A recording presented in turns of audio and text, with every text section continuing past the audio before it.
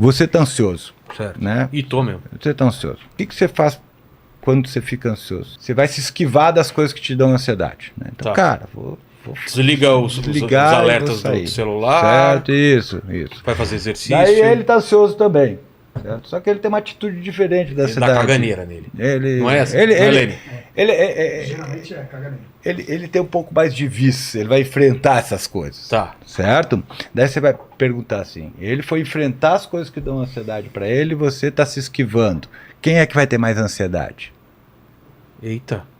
Depende, né? Não. Como assim? O que é enfrentar? Enfrentar É tentar entender? Entender e operar aquela situação que tá ruim, que tá te gerando. Mas vamos dizer o seguinte: bom, se não depende de você, daí você não tem que estar ansioso, porque daí não tem nada pra fazer, negão. Enfia os 2 dedos e rasga até as orelhas. Certo? Agora, se depende de você, você tem duas. É muito bom que agora o livre-arbítrio voltou aí, ó, Fábio. Agora depende dele, meu. Não, mas. Tô brincando. Continua, não vai entrar Porque de novo. imagina a seguinte situação, cara. Por exemplo, surgiu uma guerra, certo? Eu não tenho como acabar com a guerra, mas eu posso criar algum Na tipo pandemia, de a gente falou da comportamento. pandemia. Isso. É. Que seja. Mas o que eu estou dizendo aqui, a maneira como você se relaciona com a ansiedade vai ser determinante para aumentar ou diminuir a ansiedade, certo? Tá. Então, quando você se coloca diante da ansiedade, o cara diz: porra, mano, essa porra tá me incomodando, velho, o que eu vou fazer? Pô, não.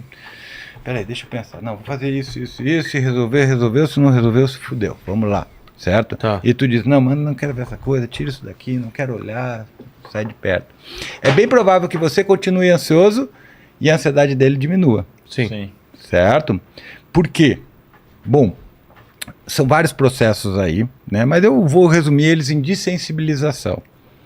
Né? Mas não é só de sensibilização, porque na medida é uma dessensibilização é quando você fica tempo suficiente diante de um estímulo que é aversivo, Que é ruim pra mim. que é ruim para você, e ele devagarzinho você vai percebendo ele mesmo, ele vai dessensibilizando. Então imagina assim, tem medo de altura, daí te dá um emprego que você tem que trabalhar pendurado em poste. Todo dia. Todo dia. Primeiro dia você vai lá É. cagado de medo, certo? Depois de um tempo, você já tá lá. alimentar leão. Certo? Então tem esse processo de dessensibilização em relação à exposição a elementos fóbicos, Tá. certo? Mas isso é uma simplificação. Na verdade, por exemplo, vamos dizer que ele enfrente as situações de ansiedade dele, de tensão, e ele consegue resolver, certo? Eu vou ter que conversar com a patroa, vou ter que lidar com a patroa. Então ele vai lá e toma um fôlego e vai lá e Pensa, conversa, vou falar. encontra o maior guerigueri pra ela e ok, ficou tudo bem. Resolveu a ansiedade. Resolvi, a ansiedade diminuiu, mas além de diminuir a ansiedade dele ter resolvido a situação, eu tive um incremento da percepção de autoeficácia. Agora ele se sente mais eficaz. Entendi. Ele se sente, abre aspas, mais confiante. Certo? Daí não, ele resolveu, velho, vou ter que conversar com a patroa. Não, vou evitar isso. Daí chega no outro dia e diz: puta, mano, vou sair de casa correndo. Vou chegar quando ela tá dormindo. Vou chegar quando ela tá dormindo. E toda vez que ele pensa em chegar ali, a ansiedade, em vez de baixar, ela aumenta. A tal ponto que daqui a pouco ele tá catastrofizando. Construindo alguma coisa na cabeça dele. Aumentando a percepção. Nossa, quando ela tiver que falar, vai ser uma merda. Da dimensão de como que aquilo vai acontecer com ele. Né? Então, o que acontece, cara, é que toda condição psicológica, ela tem uma condição que, em geral, é aversiva, certo? E os mecanismos ou comportamentos compensatórios que nós usamos para lidar com elas. Esses nossos comportamentos compensatórios, né, eles têm que, de certa forma, estar ligados a uma relação custo-benefício. Então, por exemplo, ele pode pensar: não, eu vou esperar a patroa dormir, dou uma paulada na cabeça dela, enterro o corpo. Nossa. Certo? E acabou o problema. Mas a relação custo-benefício é ruim. Eu costumo dizer que o cérebro, como toma uma decisão, né, o livre-arbítrio do cérebro, ele não é livre, porque o cérebro tem 5 parâmetros que ele leva em conta na hora de tomar uma decisão. Certo? O estado fisiológico e metabólico do organismo. Como é que está a tua saúde? Você dormiu bem? Você está se alimentando direito? Você está com uma infecção? Certo? Como é que está a tua disponibilidade energética? Certo? Como é que está a tua constituição metabólica e química? O segundo aspecto é o teu repertório comportamental. e a complexidade da tarefa. Tarefas mais fáceis exigem um repertório mais simples, logicamente vão ter um custo menor. Tarefas mais complexas geralmente exigem um repertório complexo, Como uma discussão. tem um custo maior, certo? Todo comportamento tem um objetivo, que é a consequência dele.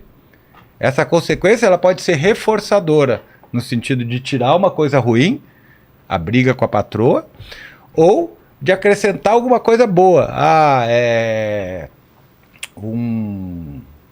patroa ficou feliz e a gente vai transar a noite toda, certo?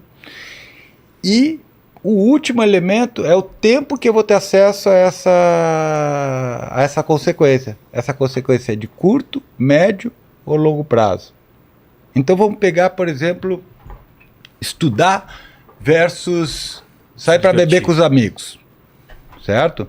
Então para estudar é importante que você esteja com o teu estado metabólico e fisiológico adequado, bem bom. Certo? Se você estiver ansioso e você vai estudar, você não vai conseguir estudar porque você vai ficar pensando no problema, vai desconcentrar e vai... Certo? Se você for estudar tem um repertório comportamental complexo e que tem um custo alto. E o benefício de estudar para a maioria das pessoas não é tão grande, que faz com que o custo, a relação custo-benefício não seja tão boa. E muitas vezes o produto do teu estudo não é alguma coisa, a consequência do teu estudo não é alguma coisa que você vai ter acesso imediato. Vai ser de longo prazo. Então estudar é um negócio que é muito ruim pra gente. Se você tiver numa situação que você tem que estudar e teus amigos estão indo tudo farrear, existe uma grande probabilidade que mesmo sabendo que estudar é o melhor para você escolha não estudar e farrear com os amigos e se ferre no outro dia. Você dormiu melhor, você tende a tomar uma decisão melhor do que se você dormiu óbvio. Pior, no mesmo dia, num dia. Quando as pessoas perguntam assim, qual é a melhor coisa, como é que é a melhor maneira de a gente começar a prevenir problemas de saúde mental? A primeira coisa que eu digo é, dorme. As pessoas, mas só dormir? Cara, não é só dormir. Dormir é difícil pra caramba. Conseguiu organizar o sono do cara, daí é engraçado isso, porque você diz, pô, mas não tô conseguindo dormir. Daí diz, não, então eu vou botar uma atividade física aí pra te ajudar a dormir. Daí o cara fala atividade física, melhora o sono, certo? Melhora o sono, a disposição também. Melhora a disposição dele pra atividade física. E a certo? cabeça começa a funcionar de maneira mais clara, daí ele começa a se distrair menos na hora de ler. E ele fala, caramba, eu consigo ler com frequência. E aí ele começa a ver esses resultados e ele começa a ficar mais engajado nisso. Porque a gente hoje construiu, modificou tanto o ambiente para deixar ele confortável para a gente, que de certa forma criamos condições que são, abre aspas, ruins para nós.